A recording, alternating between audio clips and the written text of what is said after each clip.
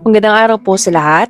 Sa presong kanina sa Malacanang, hindi na nagpaligoy-ligoy si Yuse Claire Castro sa reaksyon ni VP Sara kahapon sa Davao tungkol sa kalusugan ni Pangulong Bongbong Marcos.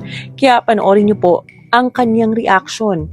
Isa pa ay nag-call out si Yuse Castro sa mainstream media dahil dapat ang mainstream media ang may initiative to fight fake news. Hindi yung ina-amplify ang mga walang basihang chismis mula sa social media tapos magtataka naman kung bakit nagkakagulo. Sabi niya hindi nga biro ang fake news. Nakakasira ng tiwala, nakakabuo ng gulo at nakakasira pa sa imahe ng Pilipinas. Ang kailangan natin ngayon ay focus sa trabaho at hindi sa chismis.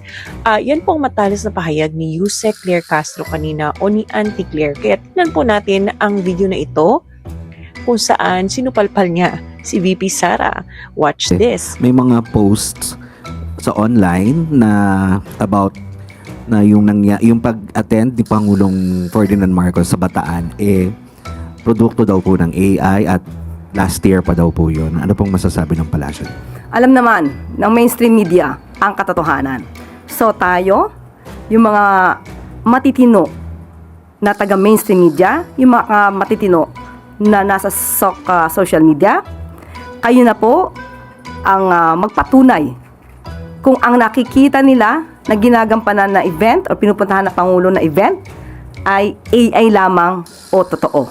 So kayo po ang maaaring makatulong din sa amin dahil on our part, on the part of the government, ginagampanan lamang po ng Pangulo ang kanyang obligasyon para sa taong bayan at para sa bayang ito. Kung mayroong mga naninira, alam naman natin kung saang parte ito nanggagaling.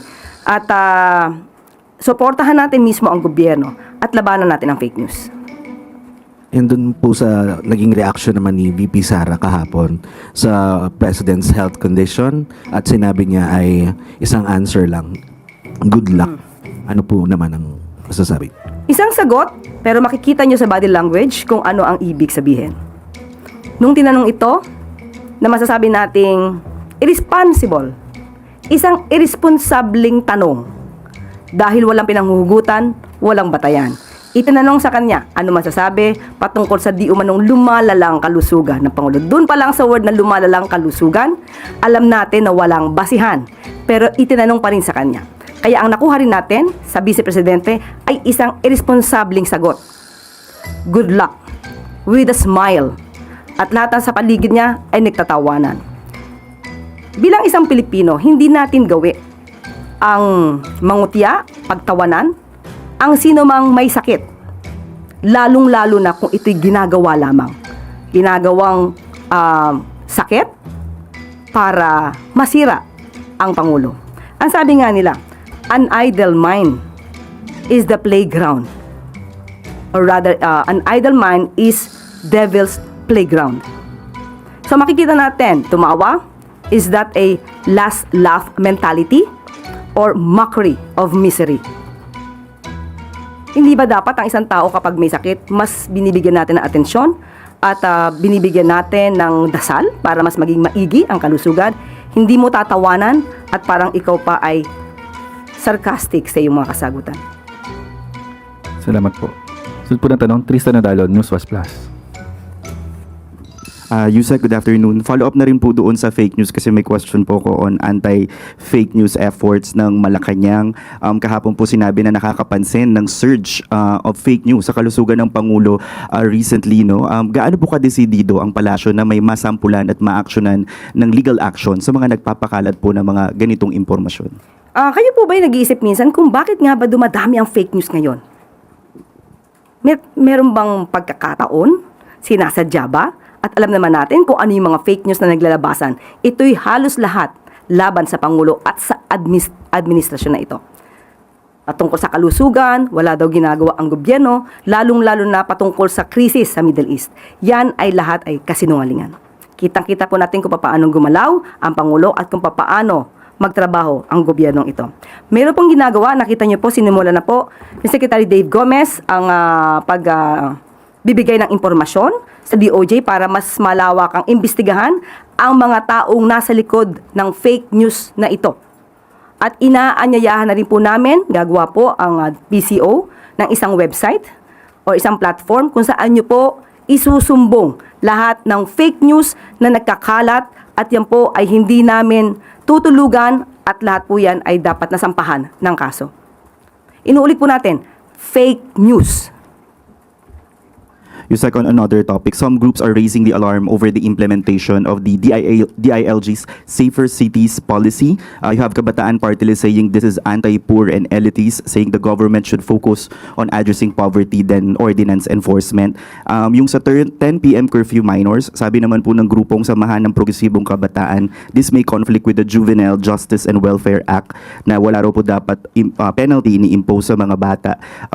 And yung previous Supreme Court ruling na ini-struck down yung mga ganito pong curfew. Given these legal limits, is Malacanang still supportive of this national policy? Unang-una po, ito naman ay matagal na mga ordinansa. Pinapatupad lamang po ng DILG. So ang pagdidisiplina sa mga kabataan, nakita po natin sa mga news na yung mismong nanay ang nagrereklamo na ang mga anak nilang minor de edad ay hindi nila mapauwi at matigas ang ulo. Hindi po naman ibig sabihin ng pagdidisiplina sa mga kabataan para mas maging safe sila at protected ay anti-poor na. Hindi po lahat ng pagdidisiplina ay sasabihing anti-poor. Ito po ay para sa proteksyon ng bawat Pilipino. Yes na lang po. May paalala na lang po bang Malacanang sa law enforcement agencies that baka yung iba po ang tendency is ma-abuse yung power to enforce these ordinances? Sa lahat na ng aabuso, ngayon pa lamang po, isumbong niyo po agad para po maproteksyonan din ang mga inaabuso at mapanagot ang mga otoridad na nang-aabuso ng kanilang kapangyarihan. Thank you. Hardy Balbuena, IBC 13.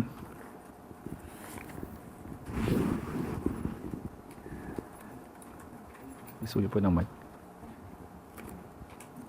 Hi, good afternoon, Yusek.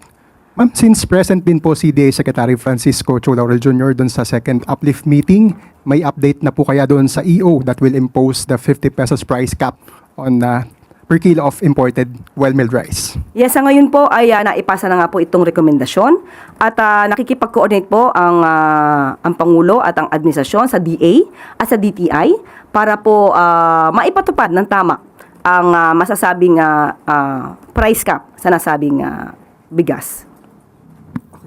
Ma'am, is the uplift committee or the President also considering imposing discounts through subsidies sa iba pang varieties ng rice, especially po sa local, since yun po yung tumataas talaga? Sa ngayon, wala pa po napag-uusapan doon. Salamat po. Christian Bascones, PRTV.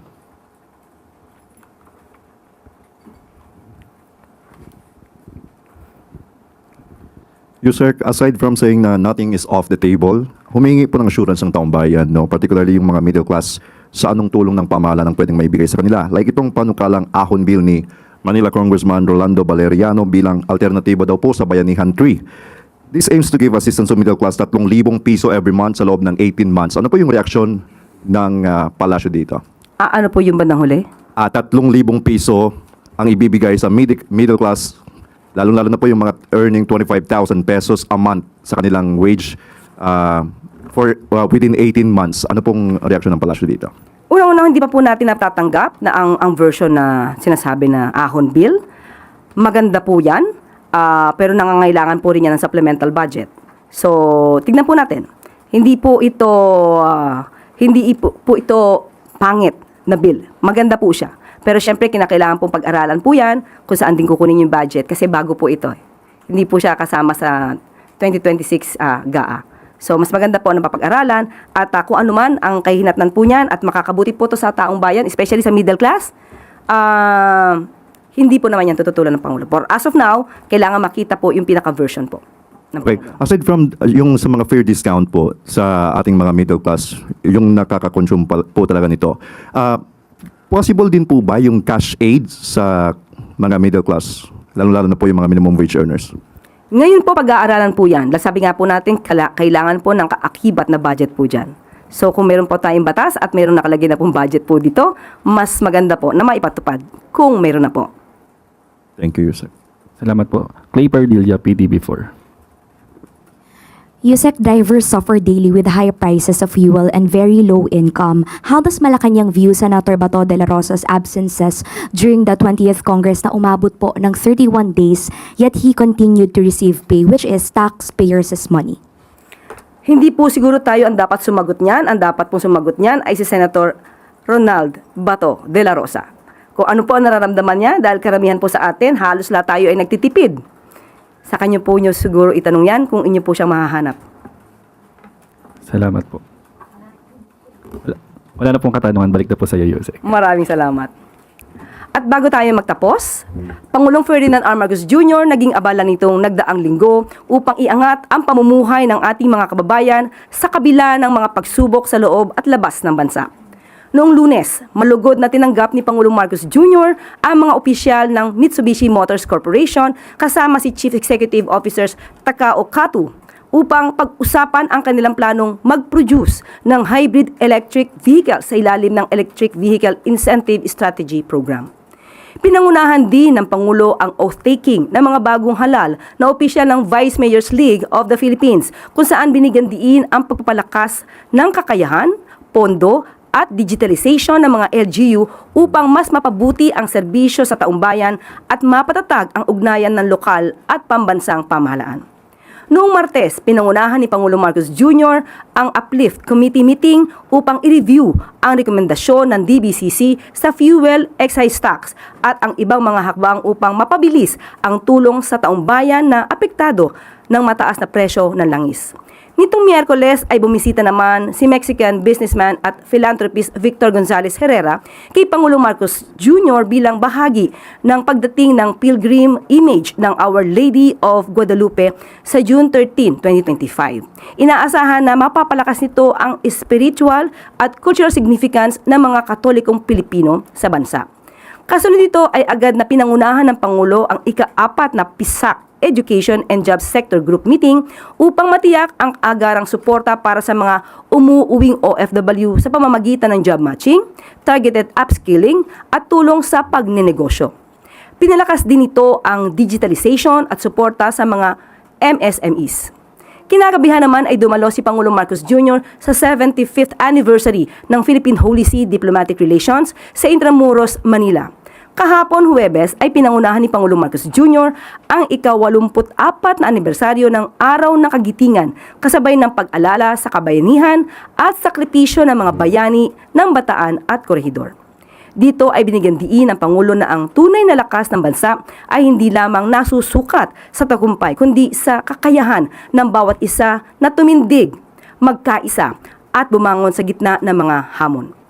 Tuloy-tuloy din ang pagsuporta ng pamahalaan sa mga veterano sa pamamagitan ng pagpapalawak ng serbisyong pangkalusugan at benepisyo. Sa gitna ng mga pagsubok sa bansa, walang humpay ang pagtatrabaho ni Pangulong Marcos Jr. at ng pamahalaan para sa mamamayang Pilipino.